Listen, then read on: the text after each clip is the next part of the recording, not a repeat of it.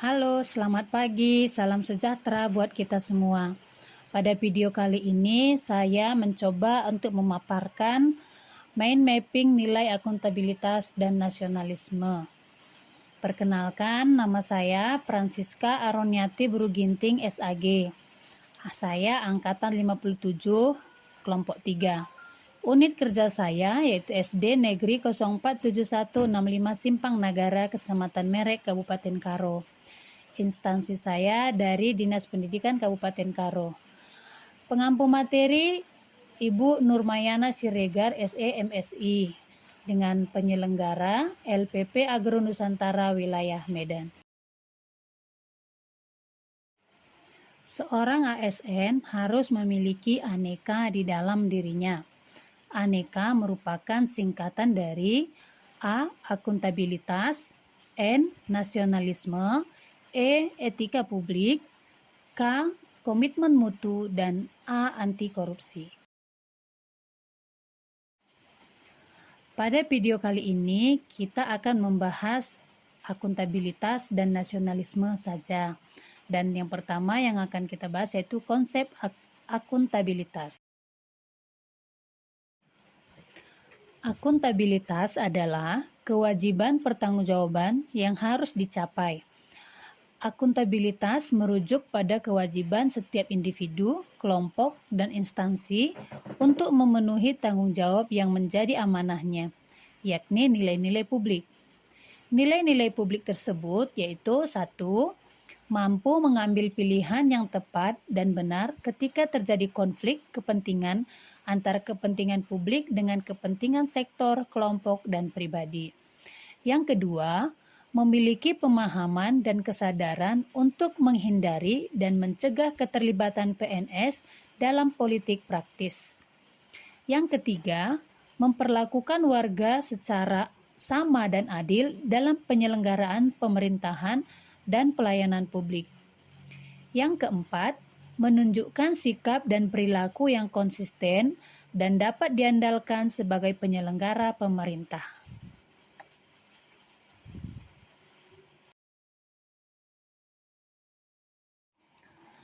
Aspek-aspek akuntabilitas. Aspek akuntabilitas terbagi 5. Yang pertama, akuntabilitas adalah sebuah hubungan. Yang kedua, akuntabilitas berorientasi pada hasil. Yang ketiga, akuntabilitas membutuhkan laporan. Yang keempat, akuntabilitas memperbaiki kinerja. Dan yang kelima, akuntabilitas membutuhkan konsekuensi. Akuntabilitas sangatlah penting karena akuntabilitas memiliki 3 fungsi utama. Yang pertama, peran demokratis, yaitu untuk menyediakan kontrol demokratis. Yang kedua, peran konstitusional, yaitu untuk mencegah korupsi dan penyalahgunaan kekuasaan. Yang ketiga, peran belajar, yaitu untuk meningkatkan efisiensi dan efektivitas. Akuntabilitas publik terdiri atas 2 macam, yaitu akuntabilitas vertikal dan akuntabilitas horizontal. Akuntabilitas vertikal merupakan pertanggungjawaban kepada otoritas yang lebih tinggi. Sedangkan akuntabilitas horizontal merupakan pertanggungjawaban kepada masyarakat luas. Tingkatan-tingkatan dalam akuntabilitas. Yang pertama, akuntabilitas personal. Akuntabilitas personal mengacu pada nilai-nilai yang ada pada diri seseorang seperti kejujuran, integritas, moral, dan etika. Yang kedua, akuntabilitas individu mengacu pada hubungan antara individu dan lingkungan kerjanya, yaitu antara PNS dengan instansinya sebagai pemberi wewenang. Yang ketiga, akuntabilitas kelompok. Kinerja sebuah kelompok atau instansi biasanya dilakukan dalam kerjasama kelompok. Dalam hal ini, tidak ada istilah saya, tetapi yang ada adalah kami. Yang berikutnya yaitu akuntabilitas organisasi. Akuntabilitas organisasi mengacu pada hasil pelaporan kinerja yang telah dicapai, baik pelaporan yang dilakukan oleh individu terhadap organisasi maupun kinerja organisasi kepada stakeholder lainnya. Yang berikutnya yaitu akuntabilitas stakeholder.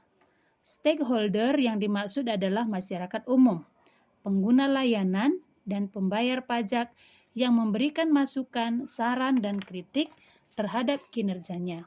Jadi, akuntabilitas stakeholder adalah tanggung jawab organisasi pemerintah untuk mewujudkan pelayanan dan kinerja yang adil, responsif, dan bermartabat.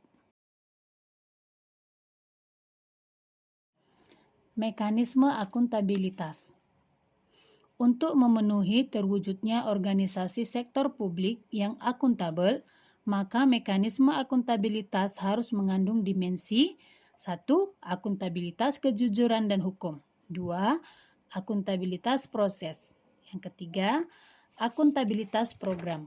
Dan yang keempat, akuntabilitas kebijakan. Akuntabilitas tidak akan terwujud apabila tidak ada alat akuntabilitas.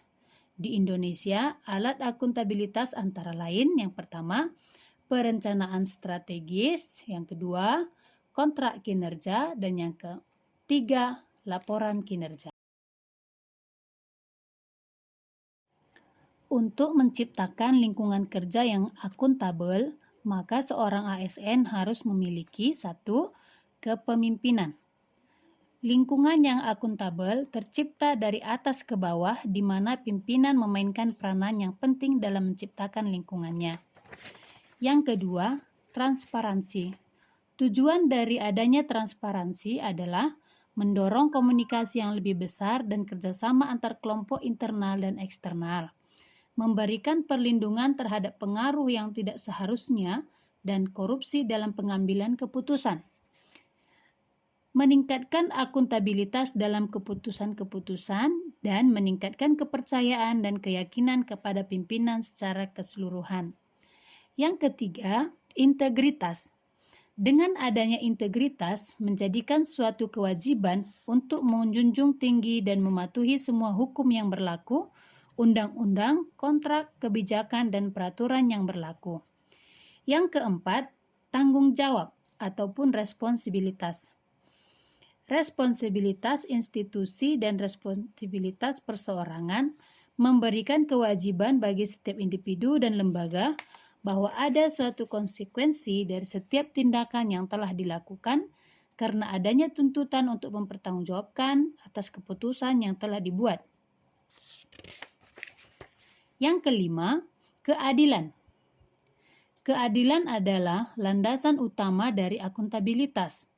Keadilan harus dipelihara dan dipromosikan oleh pimpinan pada lingkungan organisasinya. Oleh sebab itu, ketidakadilan harus dihindari, karena dapat menghancurkan kepercayaan dan kredibilitas organisasi yang mengakibatkan kinerja akan menjadi tidak optimal. Yang keenam, kepercayaan. Rasa keadilan akan membawa pada sebuah kepercayaan. Kepercayaan ini yang akan melahirkan akuntabilitas. Yang ketujuh, keseimbangan. Untuk mencapai akuntabilitas dalam lingkungan kerja, maka diperlukan adanya keseimbangan antara akuntabilitas dan kewenangan serta harapan dan kepastian. Yang kedelapan, kejelasan. Kejelasan juga merupakan salah satu elemen untuk menciptakan dan mempertahankan akuntabilitas. Yang kesembilan, konsistensi. Konsistensi menjamin stabilitas. Penerapan yang tidak konsisten dari sebuah kebijakan, prosedur, sumber daya akan memiliki konsekuensi terhadap tercapainya lingkungan kerja yang tidak akuntabel. Berikutnya adalah mind mapping dari nasionalisme. Yang pertama adalah definisi. Definisi dari nasionalisme adalah rasa cinta yang tinggi terhadap bangsa dan negara Indonesia. Dan yang kedua adalah nilai-nilai nasionalisme. Nilai-nilai nasionalisme itu yang pertama ketuhanan, yang kedua